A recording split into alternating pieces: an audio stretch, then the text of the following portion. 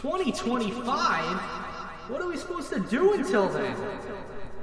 And that truly is the million-dollar question, folks. How are we supposed to survive 2024 with no new mainline, remake, or spin-offs to tide us over? I mean, come on, this is... Luckily for you, I've compiled a list of things to occupy your time. Let's begin by discussing starting and or completing a living dex. For anyone who doesn't know what a living dex is, this just means you've caught every single Pokemon from Bulbasaur to Terrapagos and have stored them in Pokemon Home. It's up to you and your own preference, but this usually also includes all forms, regional or otherwise, and gender differences. This allows you to transfer any Pokemon you desire to a compatible game at will, which usually comes in handy when you're replaying games and you want to get the shiny charm quickly. This also seems like the appropriate time to mention you'll get to brag to your friends and family about becoming the best like no one ever was.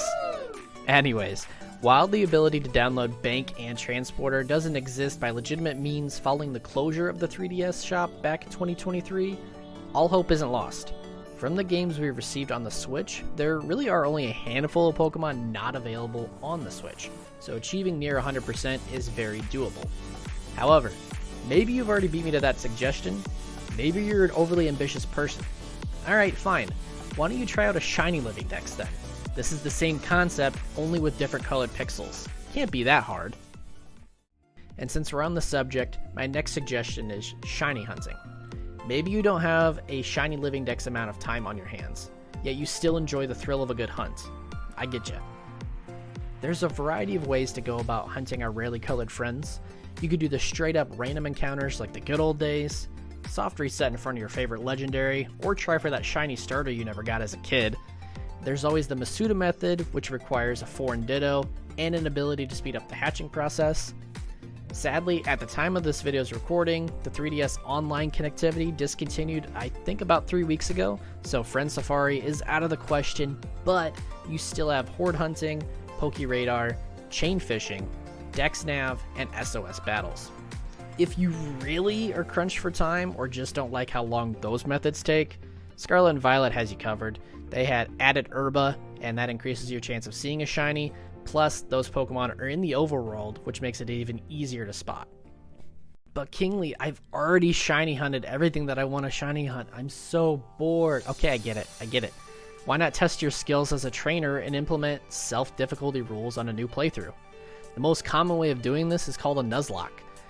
You can do a quick Google search to see how complicated they all get and the different varieties that there are, but the basic bare bone rules of a Nuzlocke include only being able to capture the first encounter you see on a route, nicknaming it so you become attached to it, and if it faints, release it gets sent to the big green pasture in the sky, never to be used again.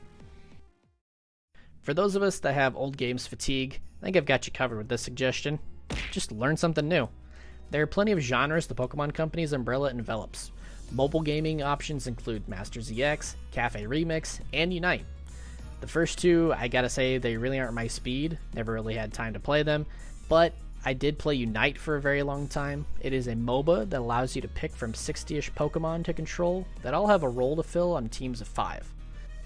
If that's something that sounds like it's up your alley, after watching this video, I highly suggest going over to Spraggle's channel and learning the ins and outs.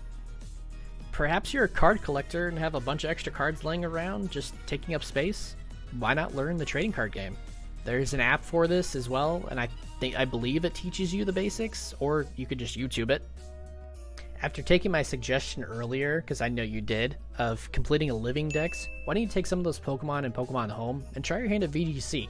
There's a plethora of tools that I will link below for you to take advantage of and learn that side of the game.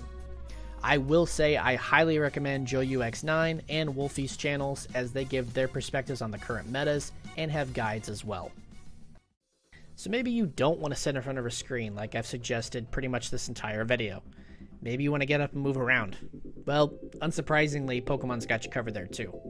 Don't worry, Pokemon Go fans, I didn't forget about you when I mentioned the mobile apps earlier. This game can be taken as lightly or as serious as you want, but it does involve getting you out of the house. Now, I've been playing since 2016, often taking long gaps between playing consistently, so it's not really habitual for me, but I did recently just get back into playing daily. I'll usually do the capture daily, spin a Pokestop, and complete a task for those rewards. Beyond that, it's just the amount of time that I've got for that day to play. There are others who grind hard daily, so again, it's just about how you want to play. And since you're going to be out and about, why not give Pokemon Podcast a listen to pass the time? I'm a weekly listener to multiple channels, most notably, It's Super Effective and Hidden Power. I just know that I still haven't scratched an itch for somebody out there. I know I haven't, and I've got an alternative option for you. Say hello to Pokemon MMO. I found this game last year, and I fell in love with it. It's truly what every Pokemon fan wanted as a kid, a game where multiple regions are in it, and you can travel back and forth whenever you choose. Explore Kanto, Johto, Hoenn, Sinnoh, and Unova in any order and at your leisure. This game also adds some difficulty for that extra bit of challenge, as well as it's always constantly being updated and added new features.